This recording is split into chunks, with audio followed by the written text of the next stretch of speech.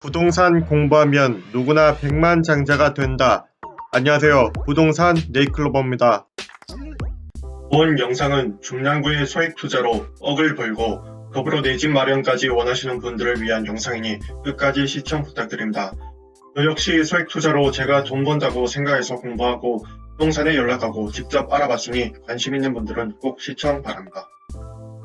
중랑구는 도봉, 강북과 함께 서울에서 가장 저렴하게 투자할 수 있는 곳으로 뽑힙니다.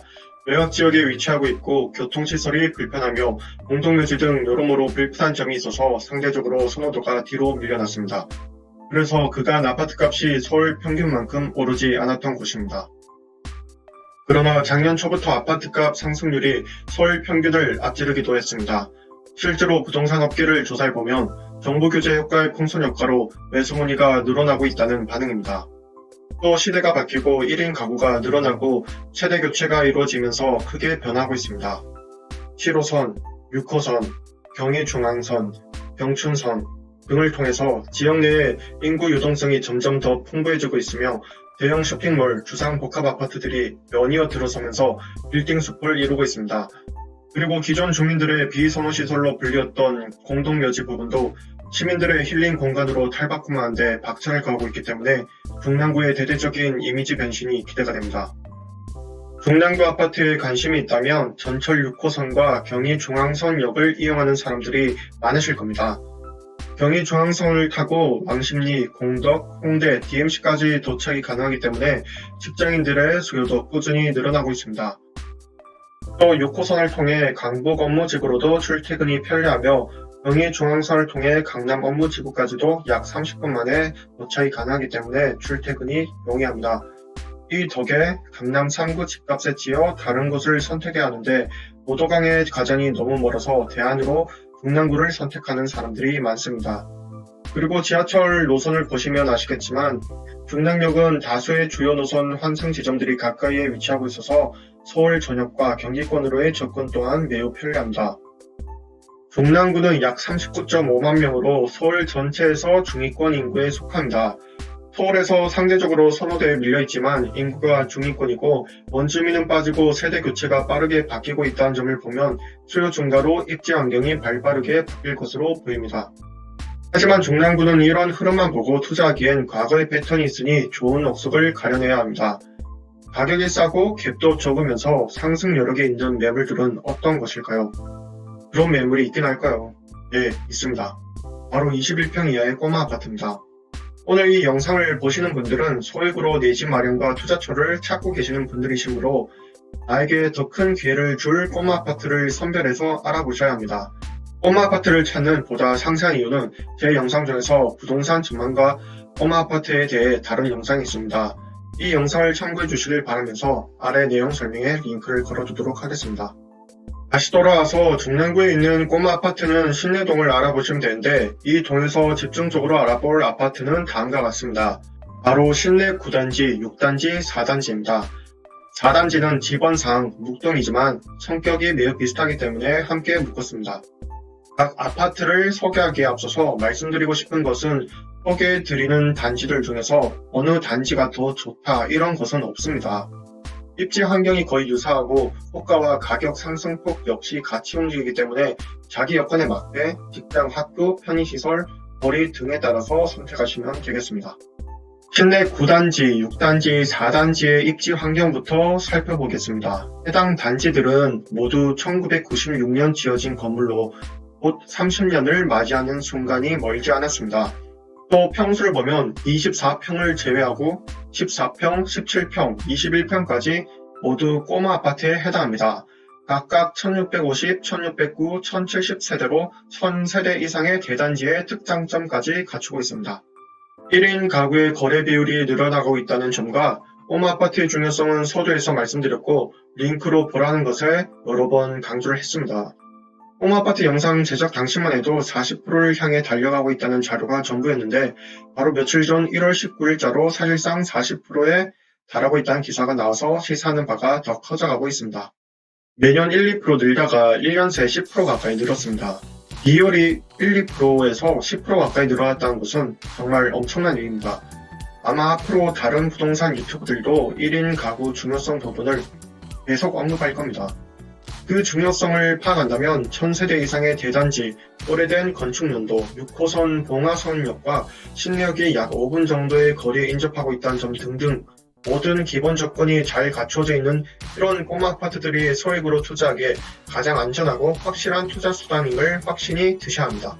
주변 환경을 보시겠습니다. 왼쪽 위 경유지는 위에서부터 차례대로 경유지 1번부터 5번까지입니다.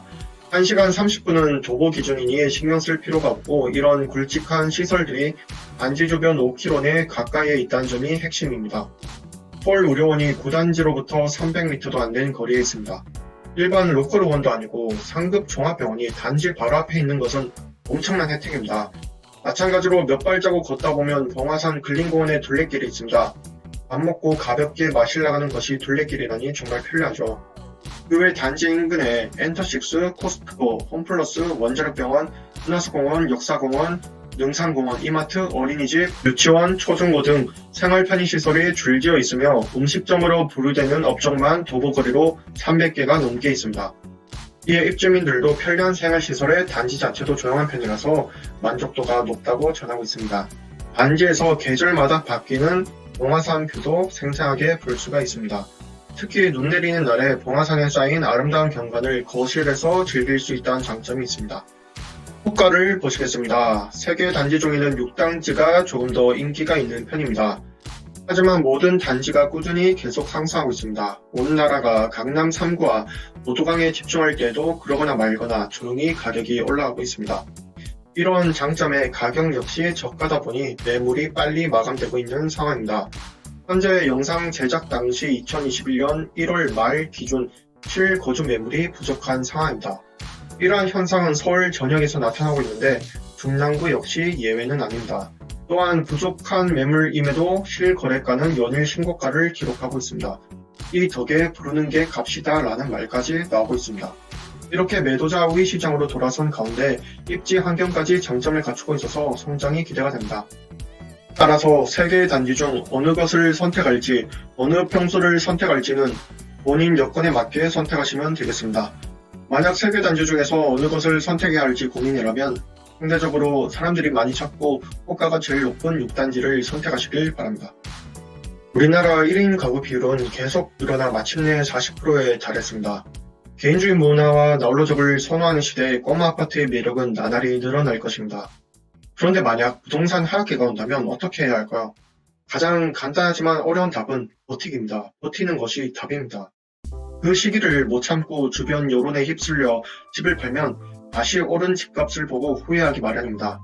부동산 하락을 주장하는 사람들을 보면 일본 부동산 사례를 가장 많이 들고 또 여태 오르기만 했으니 이제 내려갈 일만 남았다고 합니다. 우선 일본 사례와 우리나라 부동산 사례는 시대적 환경과 지역적 환경이 확연히 달라서 접목시키기에 괴리감이 굉장히 큽니다. 그리고 오르기만 했으니 이제 내릴 일만 남았다고 하는 논리도 상당히 근거가 부족하며 공급이 쏟아지니 집값이 잡힐 거다라는 것도 부동산 하락에 한계가 있습니다. 그리고 이러나 저러나 어떤 이유가 돼서든 우리나라 주거가 무너지면 우리나라 경제 전체가 무너집니다. 그걸 아셔야 합니다. 이건 전 세대를 막론하고 일어나서는 안 되는 일입니다. 그러니 집값 오르는 속도를 늦출 수는 있어도 낮출 수는 없으며 낮춰서도 안 되고 낮춰지면 다시 올려야 경기가 무너지지 않습니다. 이와 관련해서 제가 부동산 네이클로버 유튜브 개설 당시부터 여러 번 유사한 내용을 강조를 했었죠. 특히 인구수 부분하고 그리고 꼬마 아파트가 중요하다는 점 등등을 유튜브 개설 당시부터 여러 번 강조를 했었고 유튜브에 나와 있진 않지만 블로그에도 여러 번 강조를 했습니다.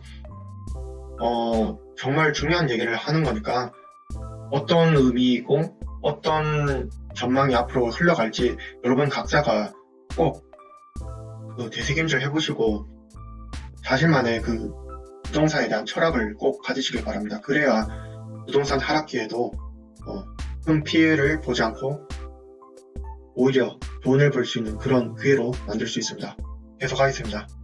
사람들 심리에는 집값 상승 기대와 더불어서 낮아질 것이라는 걱정도 분명히 있습니다. 만약 부동산 하락기가 올해 또는 내년 언젠가 크게 떨어진다면 뉴스를 시작으로 온 나라가 시끄러울 겁니다. 집값 하락 유튜버들도 아파트 자기가 무슨 예언가 마냥 내가 떨어진댔지 하면서 집 팔아라고 부추길 겁니다. 여기에 흔들리시지 마시고 버티시길 바랍니다.